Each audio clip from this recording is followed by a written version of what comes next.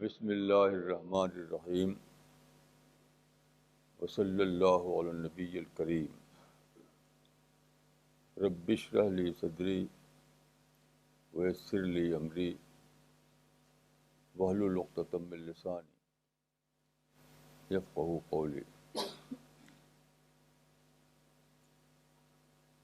آج کا ٹاپک ہے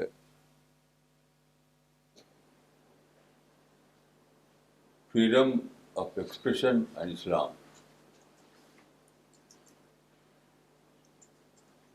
دیکھیے 1988 میں سلمان رشدی کی کتاب سیٹرک ورسز چھپی تھی۔ اس کے بعد علماء نے فتویٰ دیا کہ یہ فعل قابض گردن زدنی ہے، جو آدمی اس کو مار ڈالے اس کو $1 انعام دیا جائے گا۔ ساری دنیا کے تمام علماء اس کے حق میں بولنے لگے، صرف میں اکیلا تھا کہ میں نے کہا کہ یہ بالکل غلط ہے۔ بال رشدی کو تو نہیں مار سکے وہ لوگ، فتویٰ دینے والے ختم ہو گئے۔ اچھا، اس کے بعد پھر اور قصے ہوئے، جیسے ڈنمارک کا کارٹون چھپا، اور کچھ قصے ہوئے۔ ابھی حال میں امریکہ میں فلم بنی انوسینس آف مسلمس۔ تو ان واقعات کو لے کر پچھلے تقریباً 25 سال سے ساری مسلم دنیا میں ہنگامہ جاری ہے اس کے خلاف۔ ابھی حال میں BBC لندن نے ایک مسلم دنیا میں ایک مسلم کنٹری میں ایک پوزیشن نکالا گیا تھا اس مسئلے پر، تو اس کا فوٹو دیا تھا اس میں۔ تو اس میں ایک بینر تھا، to hell with your freedom of expression, یعنی تمہاری فریڈم آف ایکسپریشن بھاڑ میں جائے۔ نعرے لگ رہے تھے اسی دن کو۔ تو اب ساری دنیا میں ایک ڈبیٹ ہو رہا ہے، ساری دنیا میں۔ وہ ڈبیٹ کیا ہے؟ ایک طرف تو سیکولر لوگ ہیں، وہ یہ کہہ رہے ہیں کہ کتاب لکھنا، فلم بنانا، آرٹیکل چھاپنا، اسپیچ دینا، یہ ایک آدمی کا رائٹ ہے، جب تک وہ وائلنس نہ کرے، وہ کسی کو فزیکل ہارم نہ پہنچائے۔ تو یونیورسل نارم جو آج کا ہے، اس کے مطابق یہ ہر انسان کا ایک رائٹ ہے، یہ ہیومن رائٹس میں شامل ہے۔ ایک طرف تو وہ لوگ یہ کہتے ہیں، دوسری طرف مسلمان یہ کہتے ہیں کہ یہ ہم اس کو ایکسیپٹ نہیں کریں گے۔ ساری مسلم دنیا، عرب سے لے کر عجم تک، صرف میں ہی اس میں ایکسیپشن ہوں، بس یہ ایک ہی بولی بول رہے ہیں، ایک ہی بولی۔ ابھی مصر کے جو پریزیڈنٹ ہے، ابھی وہ گئے تھے امریکہ، وہاں پہ یونیو میں ان کی تقریر تھی، وہاں بھی یہی بات بولے وہ۔ تو کیا جو چھوٹے ہیں، بڑے ہیں، پڑھے لکھے ہیں یا عام لوگ ہیں، سب یہی بولی بول رہے ہیں۔ اس طرح سے دنیا میں ایک امیج بنی ہے، یا ایک تصور بنا ہے کہ اسلام فریڈم آف ایکسپریشن کا مخالف ہے، جبکہ سیکولر سویلائزیشن جو ہے وہ اس کی حامی ہے۔ اس لیے آج میں نے سوچا ہے کسی پر میں کچھ اپنے خیال ظاہر کروں۔ دیکھیے، میں نے ساری عمر اسلام کو پڑھا ہے، اور میں کہہ سکتا ہوں کہ اسلام پر جو وہ کتابیں ہیں جو آتھینٹک کتاب سمجھ جاتی ہیں، ان سب کو میں نے پڑھا ہے انشاءاللہ۔ تو میں کہہ سکتا ہوں کہ یہ بالکل ہی بیس لیس بات ہے یہ کہنا کہ اسلام میں فریڈم آف ایکسپریشن نہیں ہے۔ اسلام میں freedom of expression absolute sense میں ہے، ایبسلوٹ سینس میں. میں اس کی مثال دیتا ہوں. دیکھیے سب سے پہلی مثال کیا ہے. اللہ تعالیٰ نے انسان کو پیدا کیا، یعنی آدم کو. آدم پہلے انسان تھے. تو اللہ تعالیٰ نے اعلان کیا کہ انسان زمین کا خلیفہ ہوگا.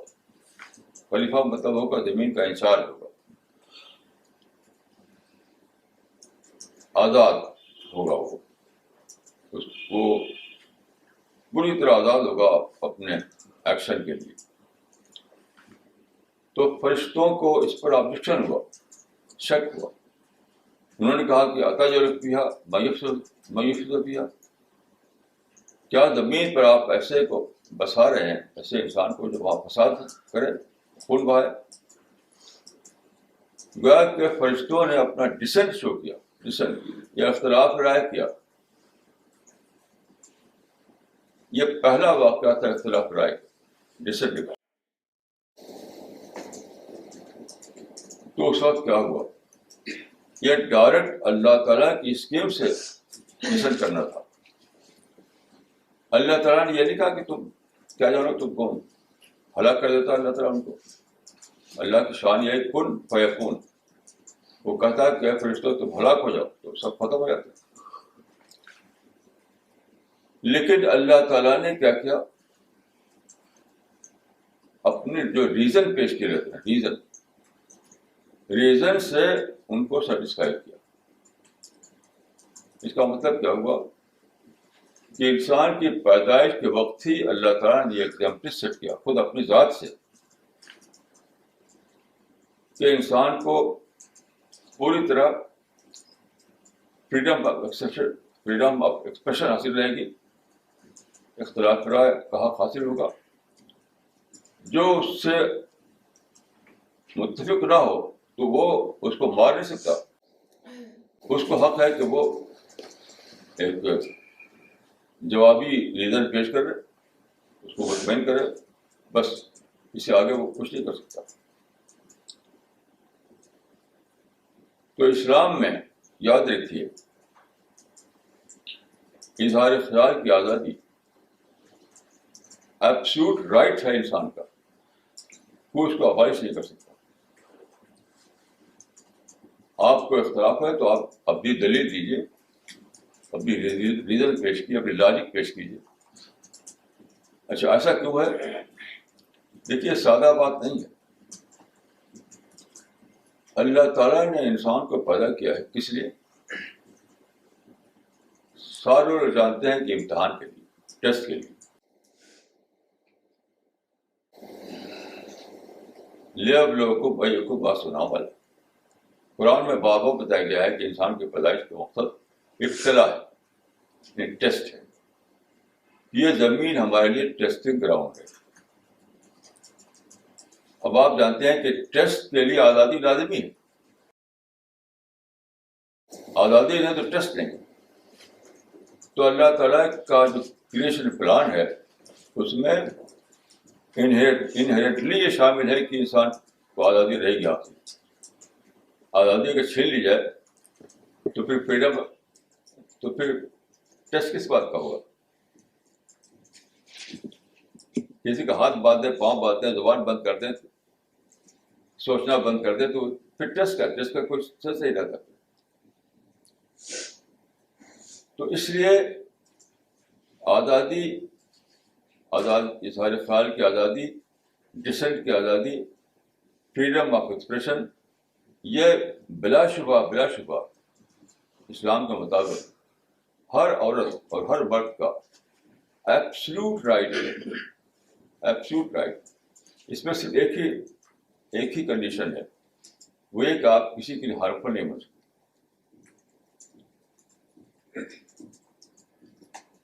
دیکھیے جو ماڈرن کانسیپٹ ہے آزادی کا، تو اس کے سلسلے میں ایک واقعہ بیان کیا جاتا ہے کہ امریکہ جب آزاد ہوا یورپی قبضے سے. تو ایک آدمی نکلا, وہ روڈ پہ چل رہا تھا اپنے ہاتھ کو ہلاتے ہوئے, تو ایک پاسر بائی کی ناک سے اس کا ہاتھ لگ گیا.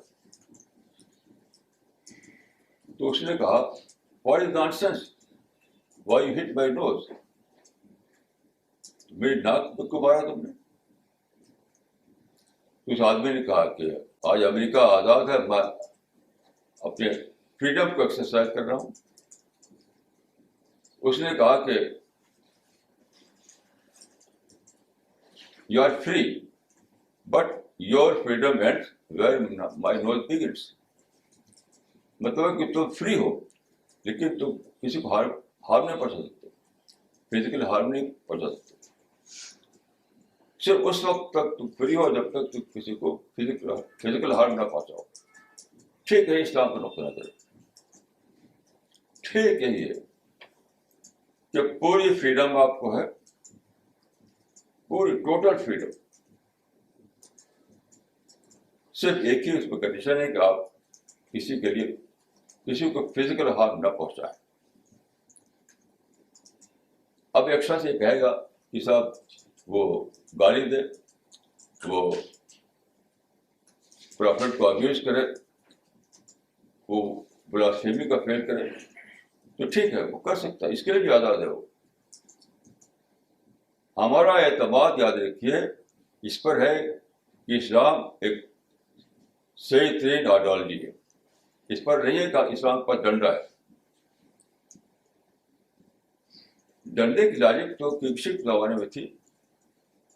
پہلے زمانے میں بادشاہ لوگوں کا جانتے ہیں کہ تخت پر بادشاہ بیٹھتا تھا اور اس کے ایک طرف جلاد کھڑا ہوتا تھا تلوار لے کر کے, ہر بادشاہ کے یہاں. بس اسے ڈسینڈ کیا تو بادشاہ نے کہا کر دو مارو. یہ تو بادشاہی کلچر تھا, اسلام کا کلچر یہ نہیں ہے. اسلام کا جو اعتماد ہے وہ اپنے نظریے کی صداقت پر ہے, اپنی آئیڈیالوجی کی صداقت پر ہے, تلوار پر یا ڈنڈے پر نہیں ہے. تو ہم یہ جانتے ہیں کوئی ابیوز کرے, کوئی کچھ بھی بولے, تب بھی اسلام کی صداقت کو تھوڑی وہ ختم کر دے گا.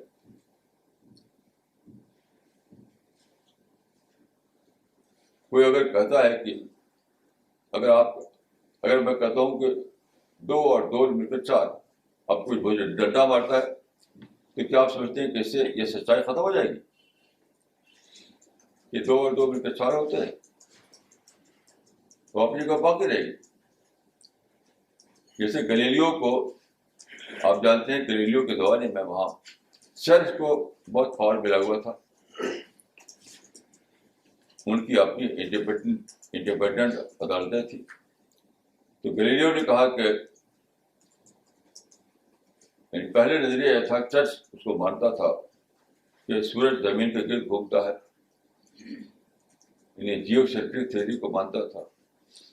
تو گلیلیو نے کہا کہ نہیں, زمین سورج کے گرد گھومتا ہے, یعنی اس نے ہیلیو سینٹرک تھیوری پیش کیا. جب چرچ غصہ ہو گیا, اس کو بلایا گیا اور اس کو کہا کہ تو قتل کر دیا جائے گا, تو یہ کہے گا وہ کہہ جائے گا.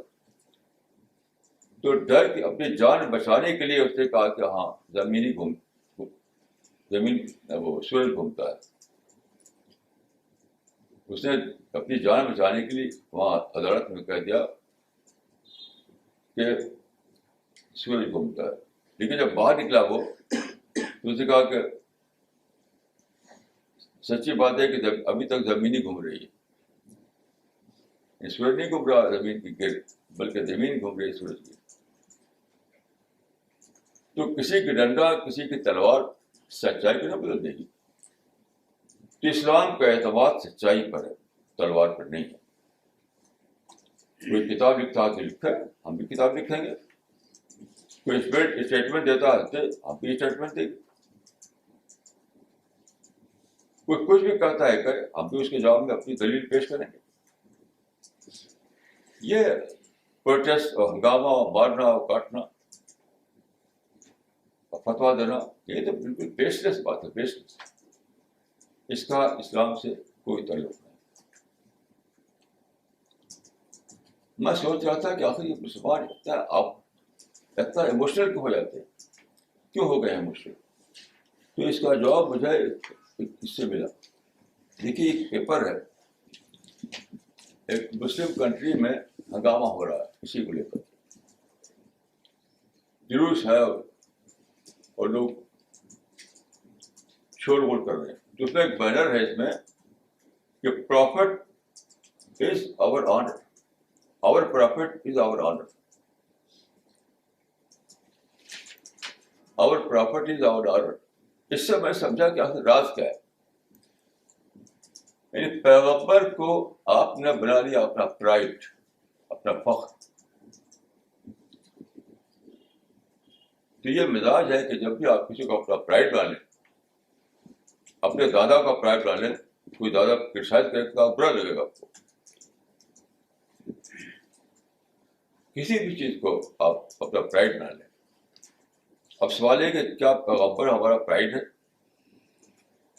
ہمارا آنر ہے؟ تو سوال ہے قرآن میں کہا لکھا ہے، حدیث میں کہا بتایا گیا ہے. حدیث میں ہے کہ من احدث فی امرنا ھذا ما لیس منہ فہو رد،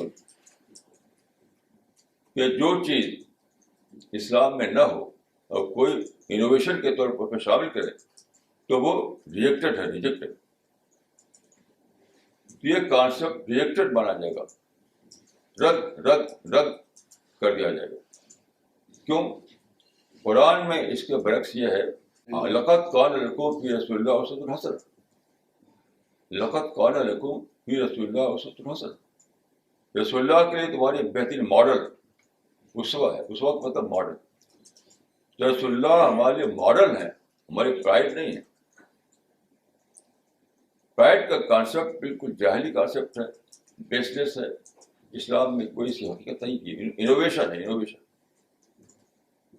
لقد کان لکم فی رسول اللہ اسوۃ حسنہ. تو اگر آپ رسول اللہ کو ماڈل مانیں تو اس سے کیا ہوگا؟ فالو کرنے کا مزہ آ جائے گا، فالو کرنے کا. اب پرائڈ مانے تو لڑنے کا مزہ آ جاتا ہے. یہ سارا راز. تو یہ بہت زیادہ سوچنے کی بات ہے، یہ کوئی سادہ بات نہیں ہے، یہ بہت زیادہ سوچنے کی بات ہے. اس میں میں نے ایک مقال لکھا ہے، اس میں میں نے یہ دکھایا ہے کہ یہ تصور جو ہے ختم رسول کا جو تصور ہے، یہ مسلمانوں میں 200 سال کے بعد آیا ہے، اس سے پہلے نہیں تھا. یعنی کب آیا ہے؟ جب مسلم امپائر قائم ہوا، مسلمانوں کی بڑی بڑی سلطنتیں قائم ہوئی، تو اس وقت زمانے میں جو تھا کلچر وہ تھا الناس علی دین ملوکہم، لوگ بادشاہ کے مذہب پر ہوتے ہیں. جیسے آپ جانتے ہیں کہ یورپین بادشاہ تھا کانسٹنٹین، وہ جب کرسچن ہوگا تو سارا یورپ کرسچن ہو گیا. کانسٹنٹین فرسٹ جب کرسچن ہو گیا تو سارا یورپ کرسچن ہو گیا. اس زمانے میں یہی ہوتا تھا، راجا، بادشاہ، سردار جس مذہب کو اختیار کرے سب لوگ اسی مذہب کو لیتے ہیں. تو جب مسلم امپائر قائم ہوا تو ماس کنورژن ہوا، ماس کنورژن. اب یہ ماس کنورژن جو ہوا تھا کہ بے شمار لوگ اسلام میں داخل ہو گئے، تو ان کی تربیت نہیں ہو سکی، ایجوکیشن نہیں ہو سکی، تو پچھلے خیالات کو لے کر کے انہیں اسلام میں داخل کر دیا. اس طرح کی چیزیں جو ہیں یہ کیا ہیں؟ اسلامائزیشن آف نان اسلام ہے. یہ یعنی جاہلی زندگی جو ان کی تھی پہلے کی زندگی، اس میں جو باتوں کو مانتے تھے وہ، تو تعلیم ہوئی نہیں، تربیت ہوئی نہیں، بس کلمہ پڑھ لیا، کلمہ پڑھ کے اسلام میں داخل ہو گئے. ماس کنورژن کا مطلب یہ ہوتا ہے. تو پچھلی باتوں کو انہوں نے اسلام میں انٹیکٹ کر دیا، صرف نام بدل کر. تو بلاسفیمی کا کانسیپٹ کرسچن کانسیپٹ ہے. اس کرسچن کانسیپٹ کو ایک عربی لفظ بول کر کے، ست کا لفظ بول کر کے اسلام میں داخل کر دیا. جیسے انڈیا میں آپ دیکھتے ہیں کہ یہاں بھی ماسک کا ورژن ہوا، تو بہت سی چیزیں جو یہ لوگ پہلے جو ان کی عادتیں تھیں، جو رواج تھے، اس کو اسلام میں داخل کر دیا. اسی کو تو بدعت کہتے ہیں. بدعت کیا ہے؟ اس لیے رسموں کا اسلامائزیشن ہے. تو یہ کچھ بھی اس کی حقیقت نہیں ہے. اسلام میں ایک کتاب لکھی ہے، ایک وہ گاڈ ڈیلوژن، انہوں نے دکھایا کہ اسلام تھاٹ کرائم کو مانتا ہے. یہ بالکل بیس لیس بات ہے. ہرگز اسلام میں تھاٹ کرائم نہیں ہے. یعنی مجرد سوچنا یہ جرم ہے. ہرگز ایسا نہیں ہے. آپ آزاد ہیں، جو چاہے سوچیں، آزاد ہے جو چاہے بولیں، آزاد ہے جو چاہے کتاب لکھیں. ہاں، اگر آپ کسی کو فزیکل ہارم پہنچائیں گے، کسی کا بال چھینیں گے، کسی کا ہاتھ پاؤں توڑیں گے، تو وہ ہے کیپٹل پنشمنٹ بن جائے گا. وہ پنشبل کرائم بن جائے گا. یہ ہے اسلام. اب ایک اور پہلو سے سوچیے. دیکھیے، اسلام میں قرآن میں ایک آیت ہے، اس میں بتایا گیا ہے کہ صرف 2 بنیادیں ہیں، ایک ہے ریویلیشن، ایک ہے ریزن. 2 ہی بیس ہے جو انسان نے کھڑا کرتا ہے، یا ریویلیشن یا ریزن. تو اس زمانے میں آپ دیکھیے کہ ریویلیشن کا اسٹینڈ ہے اور ریزن کا اسٹینڈ ہے. جیسا کہ میں بتایا، قرآن میں، اسلام میں جو اسٹینڈ ہے اس معاملے میں وہ یہ ہے کہ چونکہ انسان کو اس دنیا میں ٹیسٹ کے لیے رکھا گیا ہے، یہ دنیا دار امتحان ہے، اس لیے لازماً اس کو آزادی حاصل رہے گی اس وقت تک جب تک کسی کا مال نہ چھینے، کسی کو فزیکل انجری نہ کرے، کسی کو نقصان نہ پہنچائے، تب تک اس کو آزادی رہے گی. آپ نصیحت کر سکتے ہیں، آپ دلیل دے سکتے ہیں، آپ تبلیغ و دعوت کر سکتے ہیں اس کے اوپر، بس اس سے آگے کچھ نہیں. وہ نہیں مانتا تو نہ مانے. فمن شاء فلیؤمن ومن شاء فلیکفر. یہ اسٹینڈ ہے اسلام کا، یعنی ریویلڈ ریلیجن کا اسٹینڈ ہے. اچھا، سیکولر جو سویلائزیشن ہے اس کا کیا اسٹینڈ ہے؟ اس کا بھی اسٹینڈ یہی ہے. اس کا اسٹینڈ یہی ہے کہ فریڈم آف ایکسپریشن جو ہے وہ ہیومن رائٹس میں شامل کیا گیا ہے. یونائٹڈ نیشنز کا جو چارٹر ہے، جو 1948 میں جس کو ساری قوموں نے اس پر سائن کیا تھا، یہ کہتے ہیں universal declaration of human rights. تو سب نے اس پر سائن کیا تھا. اس میں فریڈم آف ایکسپریشن کو ایبسلوٹ رائٹ کے طور پر مانا گیا ہے. تو ریزن کے اعتبار سے بھی وہ ایبسلوٹ رائٹ ہے، اور مذہب کے اعتبار سے ایبسلوٹ رائٹ ہے. آپ اس کو ابالش نہیں کر سکتے. آپ کوئی رائٹ نہیں ہے اس کو ابالش کرنے کا. آپ کا اگر اختلاف ہے تو آپ کتاب لکھیے، آرٹیکل لکھیے، اسٹیٹمنٹ دیجیے، جا کے سمجھائیے. اس کو مار نہیں سکتے آپ.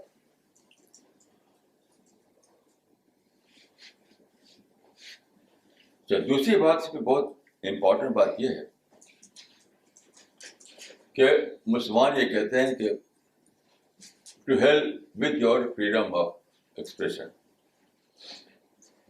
لیکن یہ سادہ بات ہے، یہ آپ کو منافقت تک لے آتی ہے. منافقت اس کا جو اینڈ ریزلٹ منافقت ہے. وہ کیسے ہے؟ جو لوگ یہ کہتے ہیں کہ freedom of expression absolute right ہے انسان کا، وہ کون لوگ ہیں؟ ویسٹرن نیشنز ہیں. ان کی دلیل کیا ہے اس کو سمجھیے. ان کی دلیل یہ ہے کہ دنیا میں جب آزادی نہیں تھی تو کوئی ترقی نہیں تھی.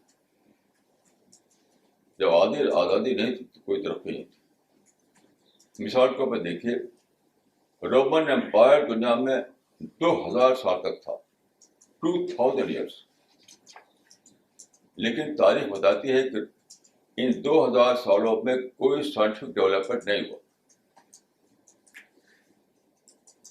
کیونکہ وہ ہر نئی چیز کے مخالف تھے. دیکھیے یہ جو ایمپرر جو ہوتا ہے, یہ کنگ ہوتا ہے, اس کو ہمیشہ ایک ہی چیز کا سب بڑا کنسرن ہوتی ہے کہ اس کے خلاف کوئی ریوولٹ نہ ہو, بس کوئی اس کے امپائر کو کوئی خطرہ نہ بنے.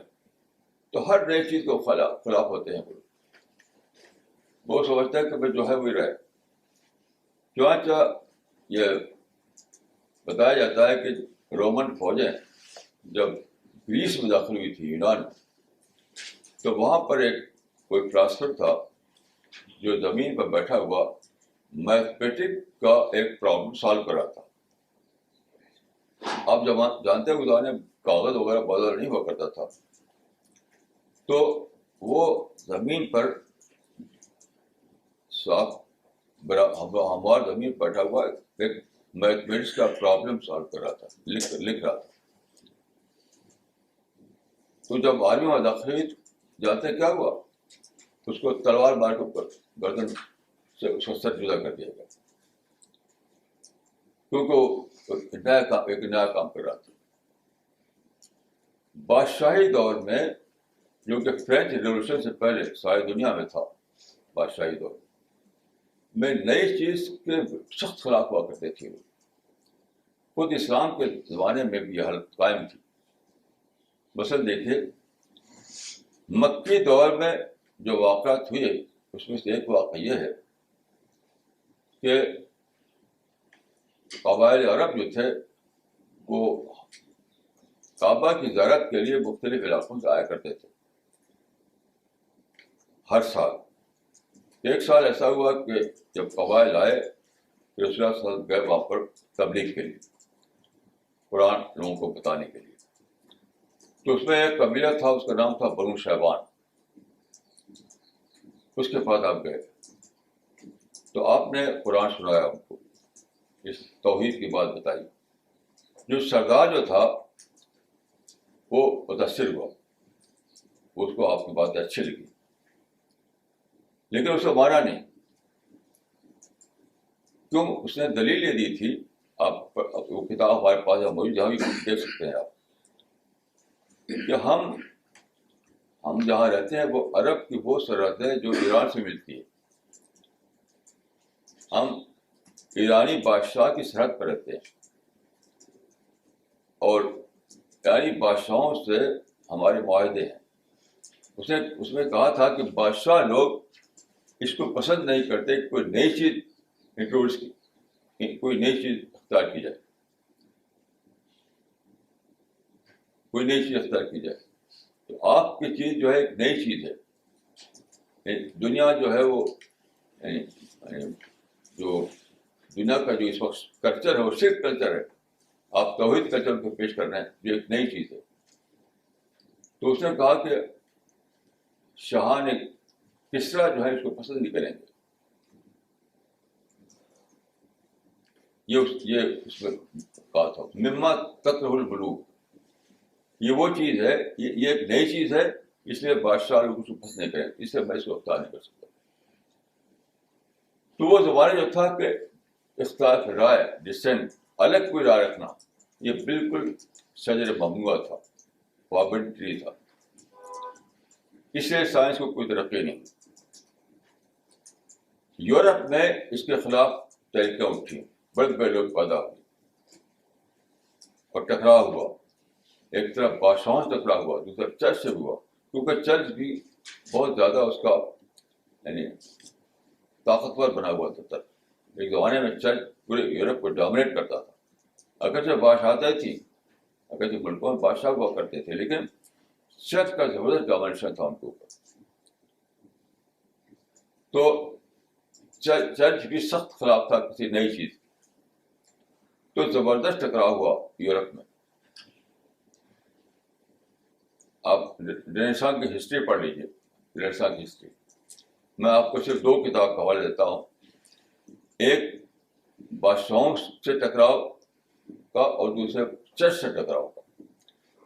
بادشاہوں سے ٹکراؤ کی کہانی آپ جاننا ہے تو آپ پڑھیے روسو کی کتاب سوشل کنٹریکٹ. سوشل کنٹریکٹ جس کا پہلا سینٹینس ہے کہ man was born free but I see him in change.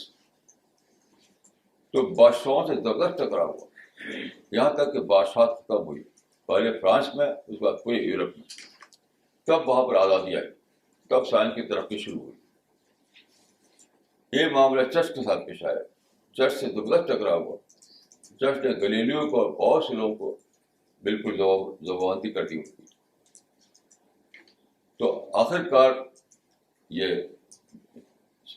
یعنی وہ لوگ جیتے اور چرچ کو انہوں نے ایک چھوٹے سے رقبے میں رہنے پر مجبور کر دیا. اگر آپ اٹلی جائیں تو وہاں پہ ایک بہت ہی چھوٹا سا رقبہ ہے, بہت چھوٹا, جن کو کہتے ہیں ویٹیکن. ویٹیکن ہمارے دلی کے کالج سے بھی چھوٹا ہے.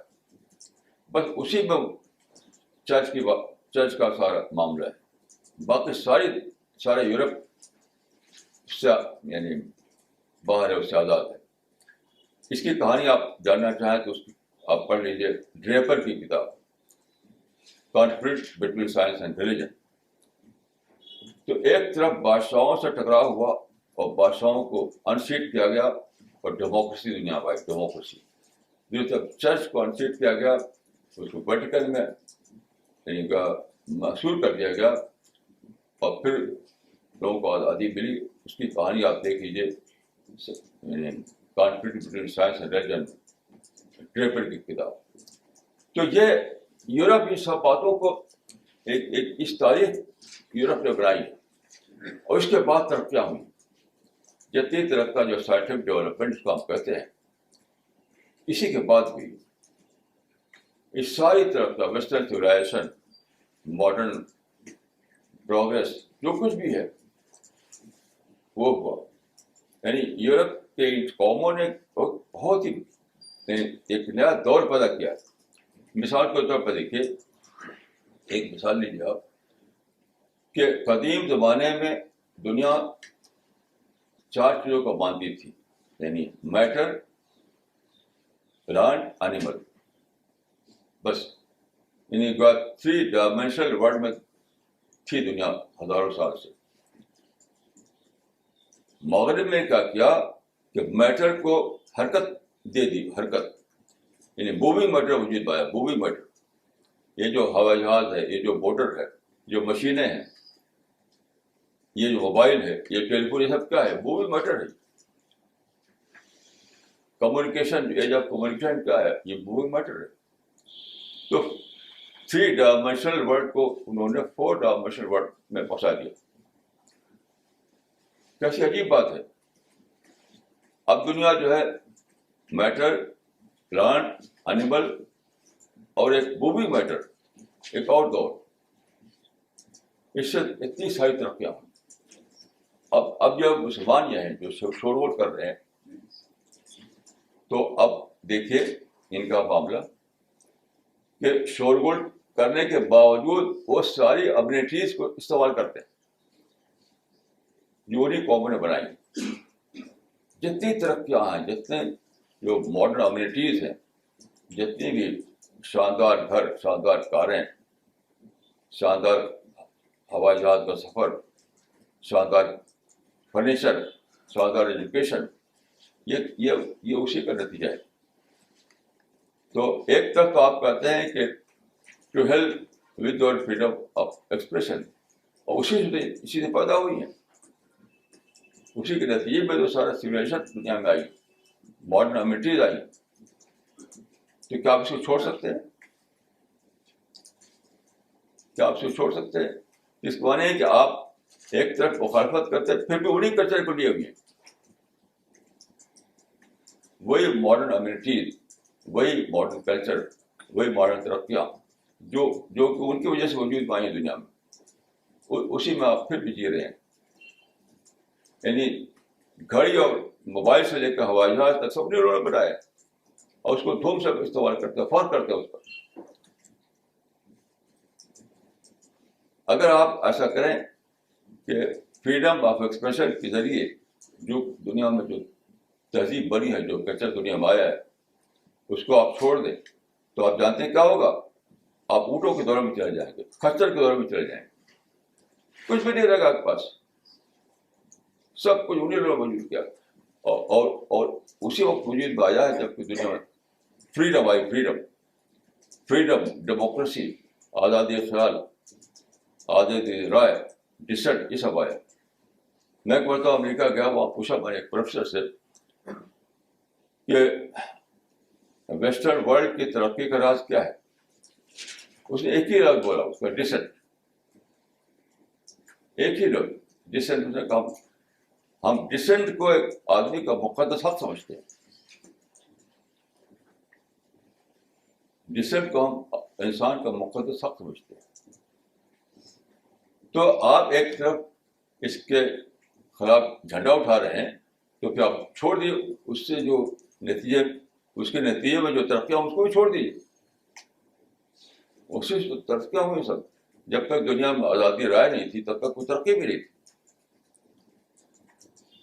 جب تک دنیا میں آزادی رائے نہیں تھی تب تک ترقی بھی نہیں تھی. آزادی رائے کو مائنس کیے تو شاید ترقیاں مائنس ہو جائیں گی.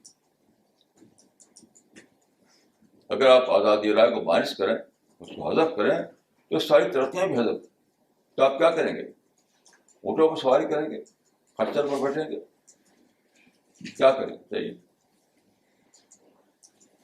تو یہ منافقت, یہ منافقت ہے کہ ایک طرف آزادی رائے کے خلاف جھنڈا اٹھاتے ہیں, دوسری طرف ساری ماڈرن امینٹیز کا استعمال کرتے ہیں, انہیں ملکوں میں جا کے سروس کرتے ہیں. اسی امریکہ یورپ میں جا کر کے اپنے بیٹے کو, اپنی بیٹی کو بساتے ہیں. یہ منافقت ہے. کیا کوئی ایک ایسا مسلمان ایسا کرے گا کہ اپنے آپ کو امریکہ سے واپس بلا لے, کہ وہاں اس طرح کی اسلام کے خلاف گستاخی کی باتیں ہوتی ہیں؟ ایک بھی نہیں ایسا کرے گا. ایک سال میں امریکہ گیا تھا, ایک سال میں میں نے کہا کہ جب آپ کو شکایت ہے امریکہ سے تو آپ رہتے کیا ہیں, یا رہنے کیا ضرورت ہے, چاہیے واپس جائیے اپنے وطن. تو کیا کہا انہوں نے؟ انہوں نے کہا کہ آدمی کا رزق جہاں رہے گا وہ تو وہاں جائے گا. تو میں نے کہا کیسی عجیب بات ہے کہ شیطانی ملک میں آپ کا رزق ہے, اور آپ کا جو اسلامی ملک کا وہ رزق نہیں. آپ کا جس ملک کو آپ اسلامی ملک کہتے ہیں اس میں رزق نہیں تھا آپ کا, یہاں چھوڑ کر آ گئے آپ, جس کو آپ شیطانی ملک کہتے ہیں. یہ منافقت, یہ سادہ بات نہیں ہے, یہ سادہ بات نہیں ہے. یہ دیکھیے دوسری بات یہ ہے کہ رسول اللہ صلی اللہ علیہ وسلم, آپ قرآن کو پڑھیے, قرآن کو پڑھیے آپ, تو جتنے بھی پیغمبر آئے سب کے پیغمبروں کے ساتھ گستاخی کی گئی. 200 سے زیادہ ایسی آیتیں ہیں قرآن مجید میں جو بتاتی ہیں کہ جو پیغمبر آیا اس کو کہا گیا کہ تم تو مجنون ہو, تم تو یہ ہو, تم تو وہ. وہی چیزیں جس کو ہم گستاخی کہتے ہیں وہ سب ہر پیغمبر کو کہا گیا. مثلا ایک آیت یہ ہے, یا حسرت علی العباد ما یاتیہم من رسول الا کانوا بہ یستہزئون. بندوں پر حسرت ہے کہ جو بھی پیغمبر آیا ہر پیغمبر کو انہوں نے مذاق اڑایا. مذاق اڑانا گستاخی ہے کہ کیا ہے؟ کہ ان کو عزت دینا ہے. خود رسول اللہ صلی اللہ علیہ وسلم کو منہ در منہ کہا کہ اے پیغمبر یو آر اے کنڈمڈ پرسن, انت مذمم. منہ در منہ کہا کہ انت مذمم, یو آر اے کنڈمڈ پرسن. رسول اللہ صلی اللہ علیہ وسلم صحابہ سے کہا کہ مارو اس کو. تو میں آپ سے ایک بات عرض کروں گا کہ آپ قرآن کو پڑھیے تو آپ کو کچھ ایسی چیزیں ملیں گی جو قرآن کے نزدیک جرم ہے. مثلاً ہاتھ کاٹنا, چوری پر, چوری ایک جرم ہے, اس پر ہاتھ کاٹ دیا جائے گا. تو قرآن میں ایک السارق والسارقۃ فاقطعوا ایدیہم, جو چوری کرے اس کا ہاتھ کاٹ دو. جرم کا ذکر ہے تو پنشمنٹ کا بھی ذکر ہے, اس پر غور کیجیے آپ. قرآن کے نزدیک چوری جرم ہے تو چوری کے جرم ہونے کے جب اعلان کیا گیا یہ بھی کہا گیا کہ اس کا سزا کیا ہے.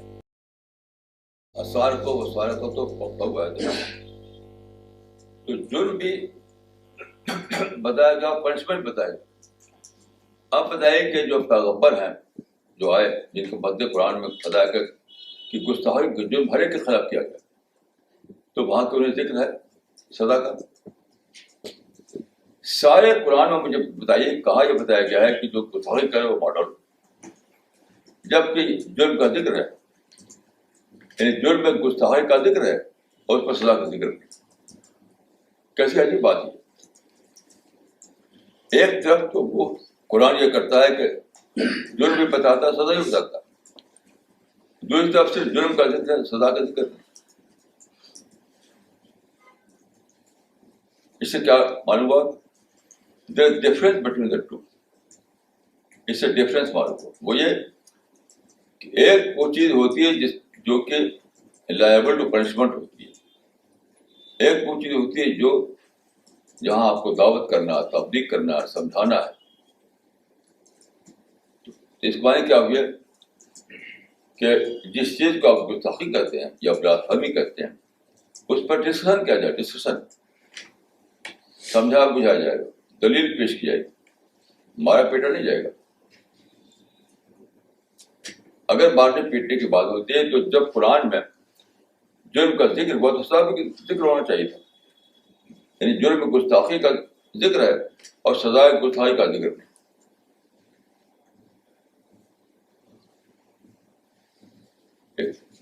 دیکھیے یہ سادہ بات نہیں ہے. اسلام ایک دین رحمت ہے. دین رحمت دین کوڑا نہیں ہو سکتا ہے, دین فلاگے کا نہیں ہو سکتا ہے. دین رحمت کا مطلب یہ ہے کہ اسلام ایک ایسا دین ہے جو انسان کی عقل کو اپیل کرتا ہے, انسان کی فطرت کو اپیل کرتا ہے. تو اس کو آپ دلیل سے پیش کریں گے.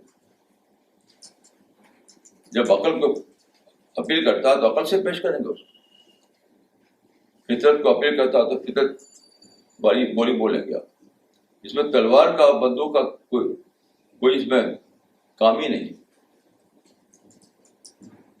اللہ تعالیٰ نے اسلام کو بھیجا ہے اس لیے کہ لوگوں کو رحمت کا راستہ ملے, لوگوں کو جنت کا راستہ ملے,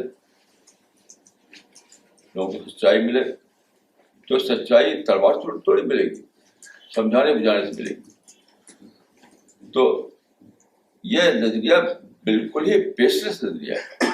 یہ اسلام کو بالکل اسلام کے لیے اجنبی نظریہ ہے, ایلین ہے بالکل اسلام میں. اب رسول اللہ صلی اللہ علیہ وسلم کو آپ دیکھیے, جب وہاں پر رسول اللہ کے خلاف لوگوں نے اس طرح کی باتیں کی, آپ کو بدنام کرنے کی باتیں, آپ کے خلاف گستاخی والی باتیں, آپ کو پریشان کرنے والی باتیں, تو وہاں پر رسول اللہ نے کیا کیا؟ لوگوں سے کہا لوگ جا قرآن پڑھ کر سناؤ. لوگ مقری کہے جانے لگے, مقری, کیونکہ جا کر قرآن پڑھ کر سناتے تھے. صحابہ جو مقری کہے جانے لگے. مقری کا مطلب ہوتا ہے پڑھ کر سنانا, پڑھ کر سناؤ. تو انہوں نے جو کچھ کیا, جو جس کو آپ کہتے ہیں بلاسفیمی یا شتم یا گستاخی, اس کا جواب کیا دیا گیا؟ قرآن پڑھ کر سناؤ. تو آج ہمیں کیا چاہیے کرنا؟ آپ قرآن ڈسٹریبیوٹ کیجیے. ایک پرنٹنگ پریس کا زمانہ ہے, تو چھاپیے, چھاپ سے لوگ پہنچائیے. تب تو پریس ہوا نہیں کرتا تھا, پیپر ہوا نہیں کرتا تھا, بک فارم میں قرآن اویلیبل نہیں تھا. اب ہم پرنٹنگ پریس کے زمانے میں ہیں, تو اگر دنیا میں گستاخی کی باتیں ہو رہی ہیں تو بہت اچھا ہے, اس سے لوگ جاننا چاہیں گے بھی قرآن ہے کیا. وہ نیوز کریٹ کر رہے ہیں, وہ لوگوں کو کیوریس بنا رہے ہیں لوگوں کو. تو آپ قرآن ڈسٹریبیوٹ کیجیے, قرآن ڈسٹریبیوٹ کیجیے. یہ کیا کہ آپ ڈیمونسٹریشن, ہنگامہ اور مارو اور کاٹو, اس کا اسلام سے کچھ بھی تعلق نہیں. 1% بھی اس کا اسلام سے کوئی تعلق نہیں.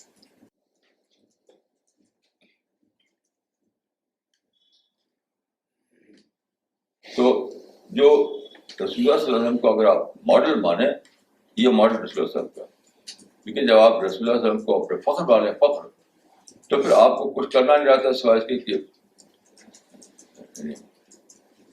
جو جس سے لگے کہ جو آپ کی نظر میں سامنے سے ہے بس اس کو ماننے کے کھڑے ہو جائیں گے آپ، یہ مزاج بنے گا. تو میں کہوں گا کہ آپ لوگ خود اس کو سمجھیں اور دوسروں کو جا کر بتائیں کہ یہ شور و غل، یہ ہنگامہ، اس کا اسلام سے کوئی تعلق نہیں ہے. اسلام ایک دعوتی مذہب ہے. اسلام ایک میسج اسلام کے پاس ہے، اس کو اسے پہنچانا ہے اور ہر صورت میں پہنچانا ہے اس کو. جہاں تک پنشمنٹ کی بات ہے وہ اللہ کا معاملہ ہے. That is God's domain. قرآن میں صاف صاف یہ ہے کہ لست علیہم بمسیطر، مسیطر کا معنی کہ داروغہ، کہ تم ان کے اوپر داروغہ نہیں ہو، تمہارا کام فراغ کرنا نہیں ہے، تمہارا کام پہنچانا ہے. تو یہ وہ کام کر رہے ہیں جو قرآن میں منع کیا گیا. لست علیہم بمسیطر، تمہارا کام فراغ کرنا نہیں ہے، تمہارا کام لوگوں کو مارنا پیٹنا نہیں ہے، تمہارا کام ہے بات کو پہنچانا. اس وقت یہ جو تقریباً 25 سال سے یہ جاری ہے، اس کی وجہ سے اسلام کی امیج بہت ہی خراب ہو گئی. لوگ یہ سمجھنے لگے ہیں کہ اسلام از اے ریلیجن آف وائلنس، اسلام میں آزادی رائے نہیں ہے، اسلام میں پیس نہیں ہے. یہ سب سے بڑا کام اس وقت یہ ہے کہ اس امیج کو بدلا جائے. جو کہتے ہیں امیج بلڈنگ، یہ امیج بلڈنگ کا ٹائم آ گیا ہے. الٹی امیج بن گئی ہے اسلام کی. تو ہمارا فرض یہ ہے کہ ہم ایک ذرا بھی کوئی ایسا کام نہ کریں جس سے لوگوں کو یقین ہو کہ واقعی اسلام ایسے ہی مذہب ہے جس میں وائلنس ہے، جس میں آزادی رائے نہیں. یہ فرض کے درجے میں ضروری ہے کہ ہم ایسی کوئی حرکت نہ کریں جس سے لوگوں کے اس شک کو تقویت پہنچے، ان کا شک یقین میں بدل جائے. ایک فرض ہے ہمارے اوپر کہ ہم ایسا کوئی کام نہ کریں جس سے اسلام کی امیج بگڑتی ہو. یہ فرض کے درجے میں ضروری ہے. تو کوئی بھی شخص جو اس معاملے کو جاننا چاہتا ہے وہ اس کو اس کی تحقیق کر سکتا ہے. میں آپ کو 3 کتابوں کے حوالے دیتا ہوں. دیکھیے جن موضوع پہ لکھی گئی ہیں، یعنی شتم کے موضوع پر. شتم کے موضوع پر پہلی باقاعدہ کتاب، باقاعدہ ایک موٹی کتاب جو ہوتی ہے لکھی گئی ہے غالباً ابن تیمیہ کی. غالباً ابن تیمیہ کی کتاب لکھی گئی ہے. وہ اسلام کے دور اول کے 600 سال بعد لکھی گئی. اس کا نام الصارم المسلول علی خاتم الرسول، یعنی آغاز اسلام کے 600 سال بعد. اس سے پہلے کوئی باقاعدہ کتاب میرے علم کی کتاب نہیں لکھی گئی. اس کے بعد دوسری کتاب جو لکھی گئی وہ 700 سال کے بعد، وہ سبکی کی کتاب ہے اس موضوع پر. پھر تیسری کتاب جو بڑی لکھی گئی اس موضوع پر وہ ابن عابدین شامی کی کتاب ہے. وہ اور بھی بات نہیں، وہ 1000 سال کے بعد لکھی گئی. تو شروع زمانے میں اس پر کوئی کتاب نہیں لکھی گئی تھی. دوسری کتاب بہت لکھی گئی، تفسیر پر، حدیث پر، بہت سیرت پر، تاریخ پر.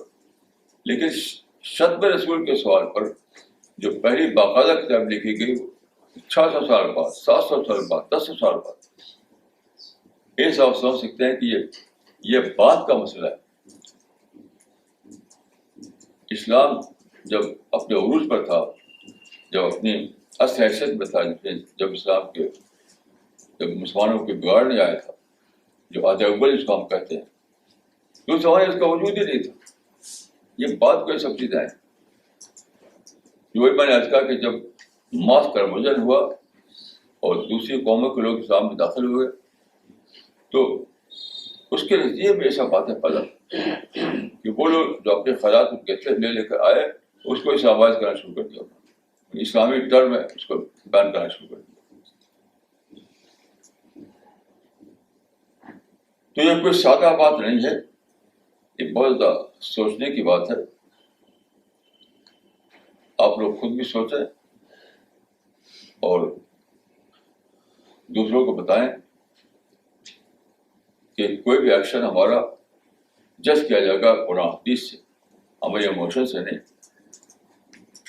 ہمارے ایموشن سے نہیں، آپ کے جذبات کو ٹھیک رہتے ہیں کہ لگے یہ انسان دوسرے انسانوں کو کنسرن نہیں ہے. اگر آپ یہ کہیں کہ ہمارے جذبات کو ٹھیک رکھتے ہیں تو یہ آپ کے ساتھ یہ مسئلہ ہے، یہ دوسرے انسانوں کا مسئلہ نہیں ہے. آپ اس کو مینیج کیجیے، آپ خود اس کو سوچیے کہ آپ کو کیا کرنا ہے.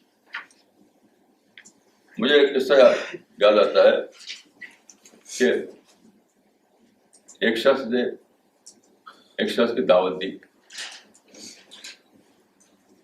تو جو مہمان جو تھا اس کے سامنے کھانا رکھا گیا تو اس میں شہد بھی تھی، اچھے قسم کی شہد، زیادہ کافی شہد تھی.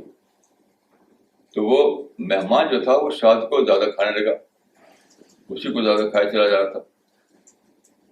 تو جو میزبان تھا اس نے کہا کہ الاصل یحرق القلب، مطلب وہ چاہتا تھا کہ دوسری چیزیں کھائے، شادی کو ختم کر رہا کھا کر کے. تو اس نے کہا کہ الاصل یحرق القلب، کہ شہد جو ہے دل کو جلاتا ہے. الاصل یحرق القلب، شہد دل کو جلاتا ہے. تو جو مہمان تھا اس نے کہا یحرق ولکن قلبک، جلاتا ہے مگر تمہارا دل جلاتا ہے. تو تمہارا دل جلتا جلے، میرا پرابلم نہیں، میں تو کھاؤں گا شہد. کوئی حال ہے سب. بھائی کسی کے دل کو ٹھیک دیتی ہے تو وہ خود اس کو مینیج کرے، خود مینیج کرے، دوسرے کا مسئلہ نہیں ہے. اور بہت ہی زیادہ ایک اس میں بہت ہی زیادہ یعنی شرعی بات، بہت ہی غلط بات یہ ہے. دیکھیے کہ جو میں نے عرض کیا آپ کو قصہ ملائکہ کا اور شیطان کا، ابلیس کا، اس کو لے کر سوچیے آپ کہ ابلیس جو تھا وہ اس پر غصہ ہو گیا کہ اللہ نے آدم کو خلیفہ بنا دیا اور اس کا کے لوگ کیا چھپ جائے اس کے آگے، آدم کے آگے، اور ابلیس کے آگے جھکنے کے لیے نہیں کہا، اس کو خلیفہ نہیں بنایا. یہ غصہ ہو گیا.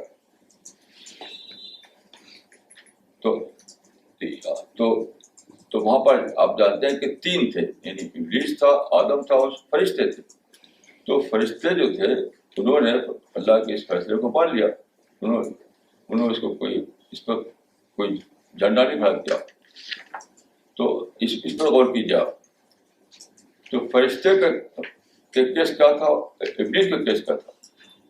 ابلیس کا کیس یہ تھا کہ ابلیس جو تھا وہ یعنی اس کا سیلف سینٹرڈ اپروچ تھا، اس کا یعنی اپنے لحاظ سے سوچتا تھا، اپنے لحاظ سے مجھے عزت ملے تو ملے، دوسرے کو عزت ملتی ہے تو میں نہیں مانوں گا اس کو. تو یہ تھا سیلف سینٹرڈ اپروچ. اس کے برعکس ملائکہ اپروچ کا یونیورسل اپروچ تھا. تو اللہ تعالیٰ نے یونیورسل اپروچ پسند کیا، سیلف سینٹرڈ اپروچ پسند نہیں کیا. اس معاملے میں دیکھیے مسلمانوں کا جو رخ ہے وہ سیلف سینٹرڈ اپروچ ہے کہ میرے دل کو ٹھیس لگ رہی ہے. سارے دنیا کا فائدہ جو ہو رہا ہے اس کو سوچیے آپ. اس آزادی کی وجہ سے دنیا میں ترقیاں ہوئیں. جب تک آزادی نہیں تھی تب ترقی بھی نہیں تھی. اور پھر ایک پہلو دیکھیے یہ بھی ہے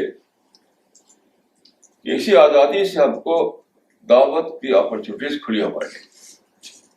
لیکن جب تک آزادی نہیں تھی تب تک دعوت کے موقع بھی نہیں تھے. پہلے زمانے میں آزادی بالکل نہیں تھی. خود قرآن میں دیکھے کئی ایسی آیتیں ہیں. مثلاً 3000 سال پہلے جب حضرت موسیٰ آئے مصر میں، فرعون کے سامنے دعوت پیش کی انہوں نے، تو فرعون نے کہا کہ میں تم کو قتل کر دوں گا، تم میرے دین کے سوائے ایک اور دین پیش کر رہے ہو تو میں تم کو قتل کر دوں گا. تو اس میں ایک انسان موجود تھا اس کے دربار میں جس کو رجل مومن کہا جاتا ہے.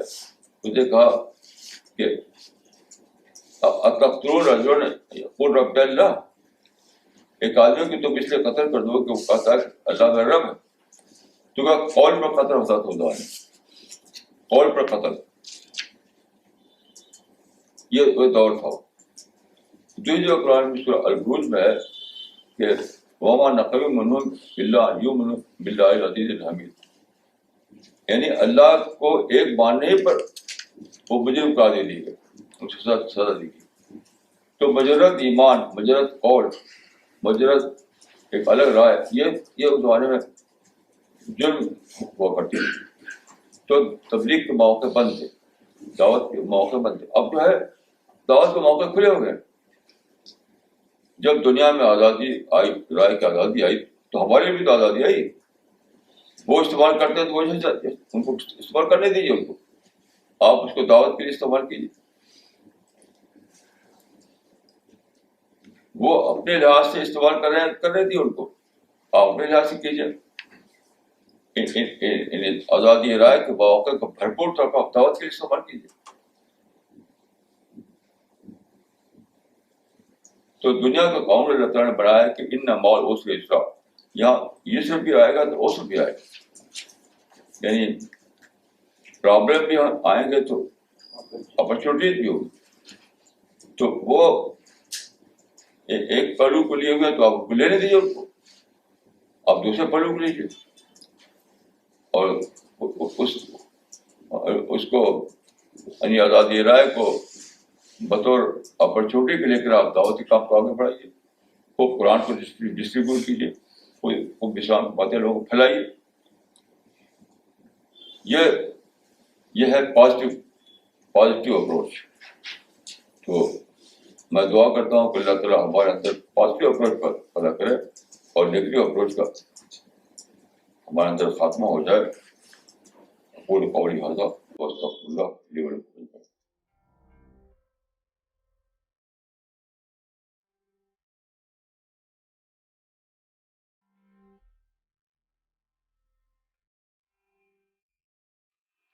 مولانا یہ سوال آیا ہے رائے پور سے ادریس صاحب کا. انہوں نے لکھا ہے مولانا صاحب I am puzzled by two different categories of news. Firstly, whenever anyone hurts religious sentiments of Muslims, there is a strong protest by them.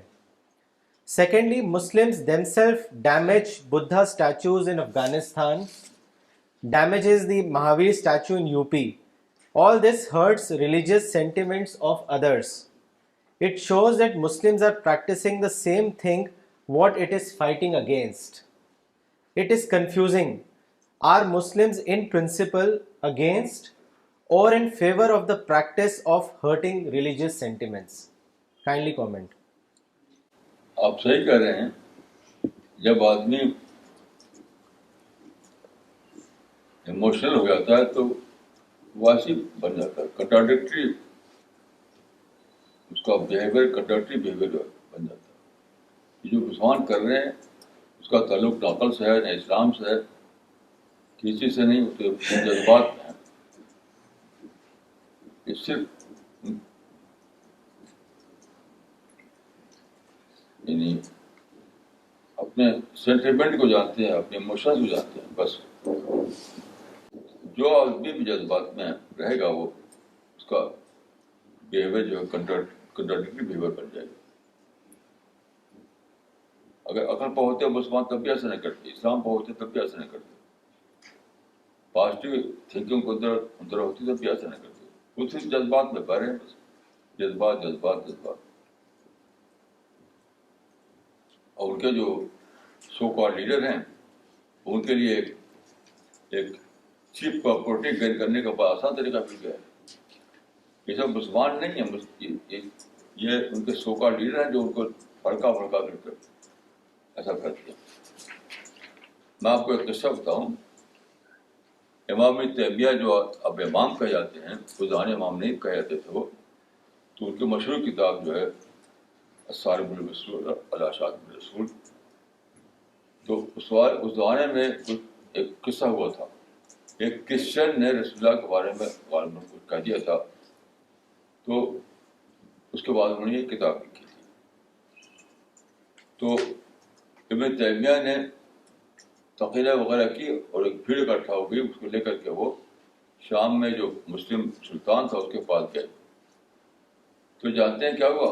مسلم سلطان نے ابن تیمیہ کو کوڑے مروائے.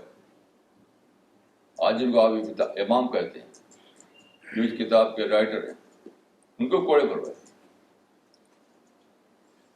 آپ کو شک ہو تو آپ یہ ساری معلومات انٹرنیٹ پر موجود ہیں, آپ انٹرنیٹ پر دیکھ سکتے ہیں اس کو.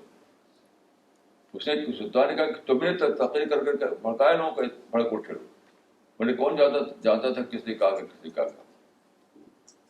تو وہی قصہ آج بھی ہے.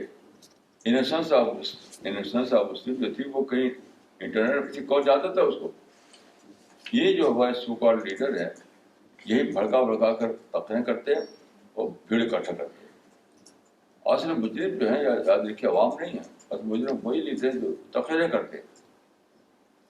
جو قرآن میں اکابر مجرمی ہے, اکابر مجرمی کا مطلب یہ ہے کہ تقریریں کرنے والے جذباتی تقریر کر کر بھڑکا کر لوگوں کو بھیڑ اکٹھا کرتے ہیں. یہ ہے چیپ پراپرٹی گین کرنے کا بہت آسان نسخہ.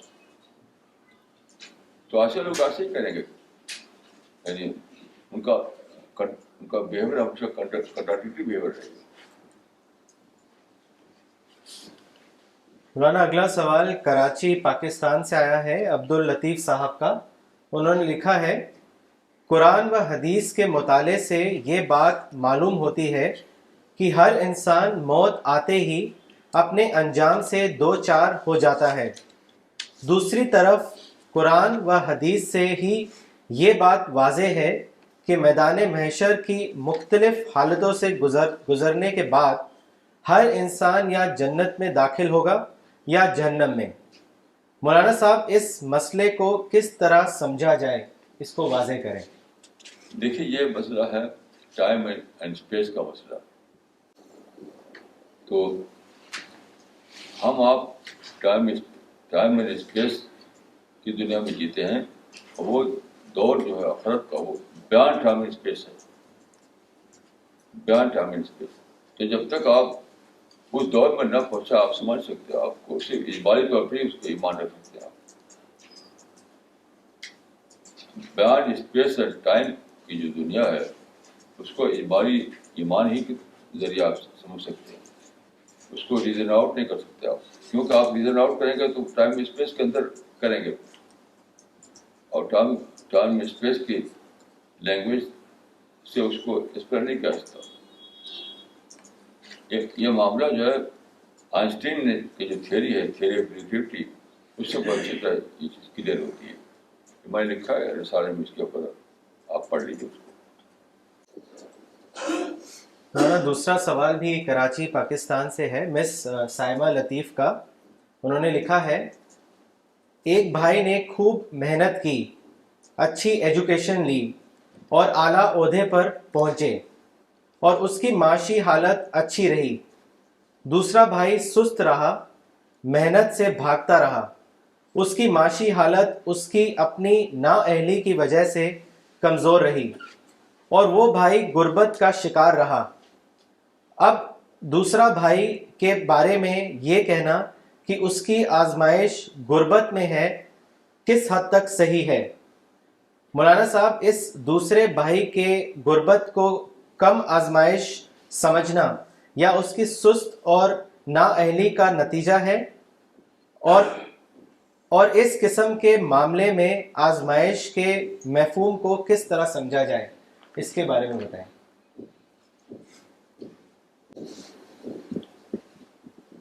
آزمائش کا مطلب یہ ہے کہ آدمی آزاد ہے عمل کرنے کے لیے، کوئی عمل نہ کرے تو اس کے لیے آزاد ہے، عمل نہ کرنا بھی آزادی کا اس لیے استعمال ہے۔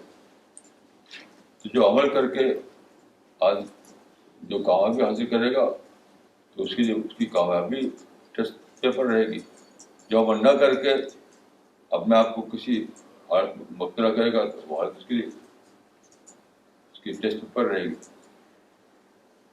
تو جیسا آدمی کرے گا اس کے لحاظ سے اس کا ٹیسٹ پیپر بنے گا۔ یہ مطلب ہے اس کو جا کے سمجھتا ہوں۔ مولانا اگلا سوال دلی سے آیا ہے شکیل الرحمان صاحب کا۔ انہوں نے آپ سے پوچھا ہے کہ please explain the meaning of انشاءاللہ وچ مسلمز یوز فریکوینٹلی۔ آج کل تو ایک کلچر پارٹ بن گیا ہے وہ، جتنے مسلمان زیادہ بولتے ہیں انشاءاللہ انشاءاللہ، یہ تو ایک کلچر بن گیا ہے کلچر، اس کا اسلام سے کوئی تعلق میں نہیں مانتا۔ یہ انشاءاللہ کے روح جو ہے مسلمان جن کو موجود ہی نہیں، انشاءاللہ کی اسپرٹ ہے وہ بالکل لیک کر رہی ہے، بس کلچر کے طور پر انشاءاللہ کرتے ہیں۔ یہ نہ کوئی عبادت ہے نہ کوئی اسلامی ویلیو ہے، کچھ بھی اس کی کوئی حقیقت نہیں۔ یہ تو ایک بہت بڑی یعنی انشاءاللہ کا مطلب ہے اگر اللہ نے چاہا، یہ تو ایک بہت بڑی ایمان کی بات ہے۔ جب آپ ڈسکور کرتے ہیں اللہ کو، اللہ کی قدرت کو، تو اس ڈسکوری سے آپ کو یہ بات آپ جانتے ہیں کہ سب کچھ اللہ کے قبضے میں ہے۔ تو مسلمانوں کو یہ ڈسکوری تو ہوئی نہیں، وہ تو ایک کلچرل ایک رواج ہے، انشاءاللہ کرتے رہتے ہیں۔ اس کا اسلام سے میرا کوئی تعلق نہیں، وہ صرف کلچر ہے بس۔ مولانا اگلا سوال دلی سے ہے مسٹر کائف کا۔ انہوں نے لکھا ہے after the death of the prophet the Arabs conquered a huge part of the world from Morocco in the west to Persia in the east within less than 100 years. People often think of this as a sign of Islam being spread by force. Could you please clarify what the motivations of the Arab armies were? Why did they feel the need to conquer the world? Also explain the reasons behind the wars of apostasy waged by Abu Bakr. اس میں تو کئی سوال ملا دیے، کئی سوال ملا دیے۔ میں ایک ہی بات کہوں گا کہ پولیٹیکل ایکسپینشن الگ چیز ہے اور ریلیجس ایکسپینشن الگ چیز ہے۔ اس بات کا کوئی ثبوت نہیں ہے کہ اسلام کو پھیلانے کے لیے تلوار استعمال کی گئی، کوئی اس کا ثبوت نہیں۔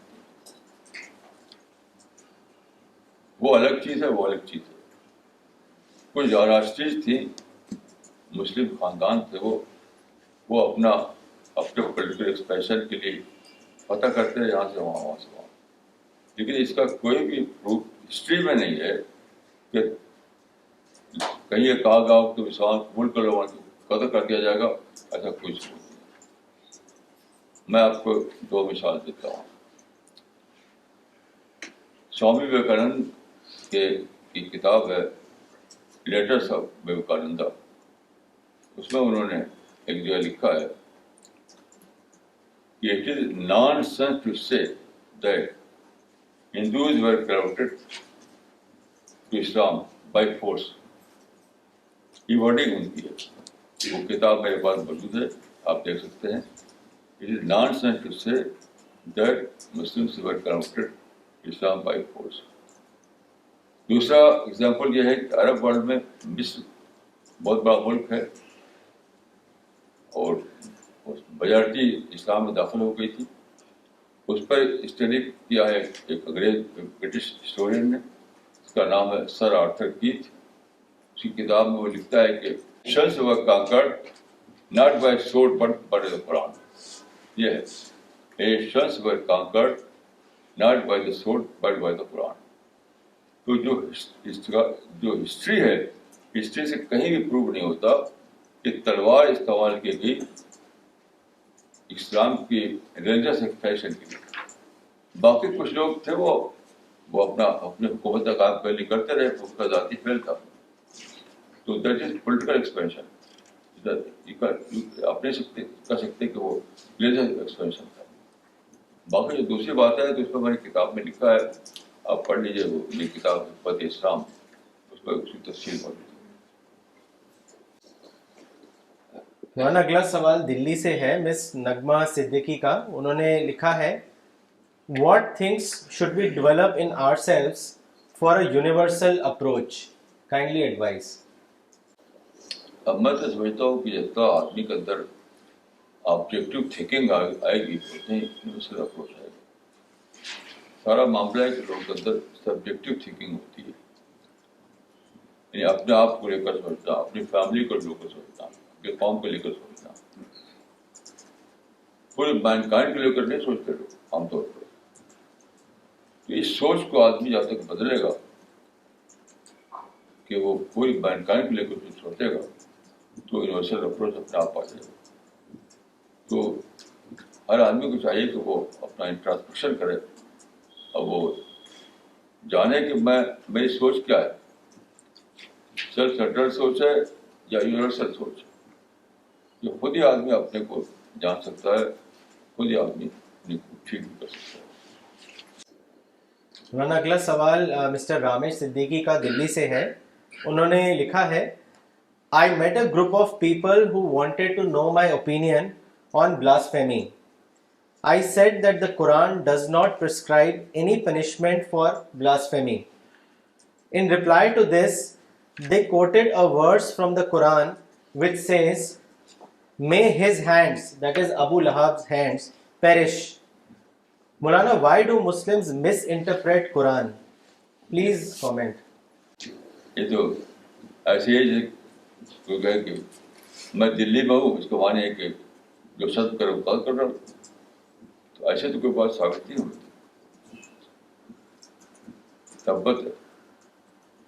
تبت یدا ابی لہب کے کوئی تعلق سچ رسول سے مسجد سے نہیں ہے. یہ تو بالکل زبردستی کی دادلی کی بات ہے. مولانا یہ سوال آیا ہے ڈاکٹر نجمہ صدیقی کا دلی سے. انہوں نے لکھا ہے, مولانا صاحب, do you think that most people can understand Quran by simply reading it? Further, would they be able to relate it to Muslims' reactions or demonstrations as un-Islamic? Or we need to have straightforward articles written explaining with specific Quran surah? What is your opinion? دیکھیے اصل میں دو level ہیں. ایک تو یہ ہے کہ قرآن کی جو ٹیچنگ ہے سادہ طور پر اس کو جانیں, اس کو عمل کریں. جیسے قرآن میں اقیم الصلاۃ, تو ہم نماز ادا کرنے لگے, اس سے اور بہت سی ٹیچنگ ہے. تو قرآن کو سادہ طور پر سمجھنا اور اپنی ڈیلی لائف میں اس کو فالو کرنا, یہ تو صرف ٹرانسلیشن پر ہو جاتا ہے. ٹرانسلیشن کافی ہے اس کے لیے. لیکن ڈیپر میننگ جو قرآن کی ہے تو وہ تو اس کے لیے باقاعدہ عربی جاننا چاہیے اور بہت گرم اسٹڈی کرنی پڑے گی. تو وہ علماء کا کام ہے, وہ ہر ایک کا کام نہیں ہے. ہر ایک کی یہ ضرورت نہیں ہے کہ وہ ڈیپر میننگ تک پہنچے. عام لوگوں کو اتنے کافی ہے کہ وہ ترجمہ پڑھ لیں اور اس سے جو سادہ طور پر جو میننگ سمجھ میں آ رہی ہے اس کو فالو کریں. باقی علماء کا کام ہے کہ وہ اس کا ماڈرن اپلیکیشن دریافت کریں, اس کو ریڈیفائن کریں, اس کو آج کے لحاظ سے انٹرپریٹیشن دیں اس کا. یہ علماء کا کام ہے. اگر جو علماء یہ کام کر نہیں رہے ہیں لیکن بہرحال یہ علماء کی ذمہ داری ہے کہ انہیں ایسا کرنا چاہیے. حدیث بات ہے کہ علماء امتی کانبیاء بنی اسرائیل. تو پچھلے زمانے میں یہ کام انبیاء کرتے تھے, اب علماء امت کو یہ کام کرنا ہے. تو اب وہ اپنی ذمہ داری ادا کریں یا نہ کریں الگ بات ہے، لیکن اصولاً یہ علماء کا کام ہے، عوام کا کام نہیں ہے۔ مولانا اگلا سوال دلی سے ہے، مسٹر رامیش صدیقی کا۔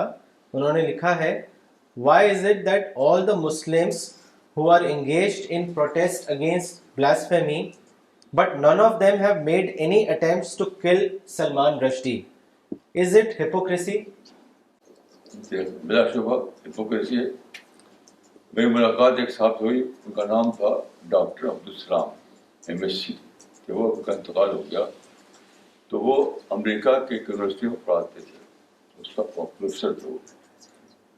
تو ان سے ملاقات ہوئی تو انہوں نے بتایا کہ ہماری یونیورسٹی میں جو مسلم طلباء ہیں انہوں نے اس زمانے کی بات ہے جب یونیورسٹی کئی بڑی دھوم مچی ہوئی تھی، سب کی بات ہے، تو وہاں پر ایک سیمینار کیا گیا، تو ایک اسٹوڈنٹ آیا اسٹیج پر، بہت دھوم سے لگا بولنے کہ یونیورسٹی کو قتل کرو، یونیورسٹی کو زندہ رہنے مت دو، وہ قتل کرنا فرض ہے مسلمانوں پر۔ تو ڈاکٹر عبدالسلام صاحب اسٹیج پر آئے، انہوں نے بہت ہی ٹھنڈے مزاج کے آدمی تھے۔ انہوں نے کہا کہ میرے بھائی، تم اپنے کہنے میں سنسیئر نہیں ہو، اگر تو اپنے کہنے میں سنسیئر ہوتے تو اس وقت تم لندن میں ہوتے۔ یہ سارے مسلمانوں کا حال ہے کہ نعرے لگا رہے ہیں، وہ کوئی بھی سنسیئر نہیں، کوئی بھی سنسیئر نہیں۔ تو اسی کا نام منافقت ہے، اسی کا نام ہپوکریسی ہے، تو کوئی شک ہی نہیں۔ سب سے بڑی ہپوکریسی یہ ہے کہ مسلمان جس ویسٹ سے نفرت کرتے ہیں اسی ویسٹ کے کلچر کو اپنائے بھی ہیں، اسی ویسٹ میں اپنے بیٹا بیٹی کو بھیج کر خوش ہوتے ہیں کہ میرا لڑکا USA میں سیٹل ہو گیا، میری بیٹی یہ امریکہ میں سیٹل ہو گئی، اسی کو فوت کرتے ہیں اور اسی کو نفرت بھی کرتے ہیں۔ یہ تو ہر طرف ہپوکریسی کا دورہ ہے، کیا کہ میں ایک مرتبہ وہاں تھا برمنگھم میں، تو وہاں پر چند لوگ ہم لوگ بیٹھے ہوئے تھے، تو جو مسلمان تھے وہ، ان میں ایک پاکستان کا جرنلسٹ ہی تھا، بہت اس کو تجربہ تھا۔ تو کسی نے اس میں کہا کہ اس زمانے کے مسلمان جو ہیں 199 ہپوکریٹ ہو گئے۔ تو جرنلسٹ نے کہا کہ تم 199 کہتے ہو، اس 100 میں ایک نہیں، لاکھ میں ایک کوئی ہوگا جو منافق نہ ہوگا۔ اور کسی نے اس کو کاٹا نہیں اس بات کو۔ یہ سارا منافقت کا ہنگامہ ہے، اس کا اسلام سے کوئی تعلق نہیں، کوئی اسلام سے تعلق نہیں۔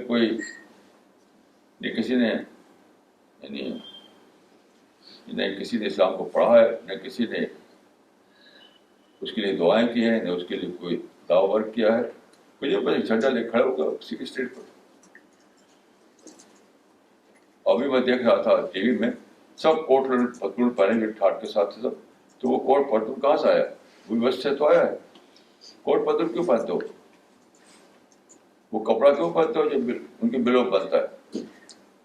بہترین کپڑے پہنے ہوئے، کوٹ پتلون اور شاندار ان کے جسم، سب اسی پر جیتے ہیں سارے لوگ، اپنے بچوں کو اسی کلچر میں پالتے ہیں اور ڈالر لگا رہے ہیں۔ جو بلا شبہ ہپوکریسی ہے، بلا شبہ منافقت ہے۔ اللہ تعالیٰ کے یہاں اس کا 1% بھی کوئی ویلیو نہیں، کچھ بھی ویلیو نہیں۔ مولانا اگلا سوال تمل ناڈو سے ہے، مولانا اقبال عمری صاحب کا۔ انہوں نے آپ سے پوچھا ہے کہ پرامن احتجاج کیا ہوتا ہے؟ چند لوگ اس کو بڑی بات سمجھتے ہیں، اس کے بارے میں بتائیں۔ احتجاج چاہے پرامن ہو غیر پرامن، اسلام میں ہے ہی نہیں۔ احتجاج کا کانسیپٹ اسلام میں ہے ہی نہیں۔ پرامن ہو یا پرتشدد ہو، دونوں حالتوں وہ غیر اسلامی ہے۔ اس کا ثبوت یہ ہے کہ رسول اللہ کے زمانے میں کعبہ میں، جو کہ سب سے مقدس مسجد ہے گویا، اس میں کئی 100 کی تعداد میں بت رکھے ہوئے تھے، بت رسول اللہ نے کبھی پروٹیسٹ نہیں کیا, کبھی احتجاج نہیں کیا. کوئی ثبوت اس بات کا نہیں ہے کہ رسول اللہ نے صحابہ کو لے کر کے وہاں کوئی پروٹیسٹ کیا ہو. یہ تو بالکل اسلام سے کوئی بھی تعلق نہیں ہے. چاہے قرآن میں ہو تب بھی وہ غیر اسلامی ہے, قرآن میں ہو تب بھی وہ غیر اسلامی ہے. مولانا اگلا سوال رائے پور سے ہے, ادریس صاحب کا. انہوں نے لکھا ہے there are only two possible causes for blasphemy. First, ignorance, that is they don't know the truth. Second, propaganda, they know but intentionally spread the falsehood. Protest or violence are not effective tools to fight ignorance or propaganda. The effective tools are promoting education and propagating the truth. Incidents in past confirms that with reference to blasphemy, protests do not produce any positive results, while promoting education does. Maulana Sahab, why do ulemas and leaders do not learn this from their past experience? مجھے بہر آپ کی پوری بات سے میں agree کرتا ہوں, اس سے اتفاق ہے مجھ کو,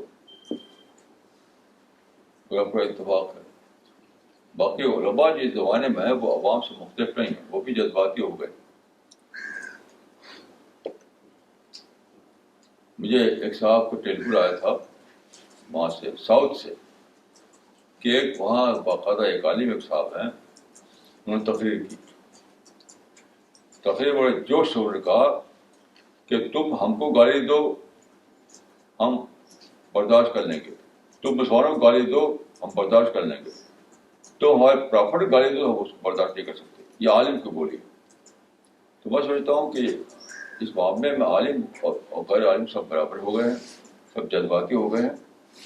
کوئی بھی تمام دنیا بھر کے علماء میں اپنے سوا میں کسی کو نہیں پاتا جو اس معاملے میں ایکسیپشن, کوئی ایک بھی نہیں, کوئی ایکسیپشن نہیں. کچھ جذبات میں بہہ رہے ہیں, نفرت میں بہہ رہے ہیں. اب کیا کہے گا کہ اللہ تعالیٰ کا فیصلہ ہوگا اس بات کا, دنیا میں ہم اس کا فیصلہ نہیں کر سکتے.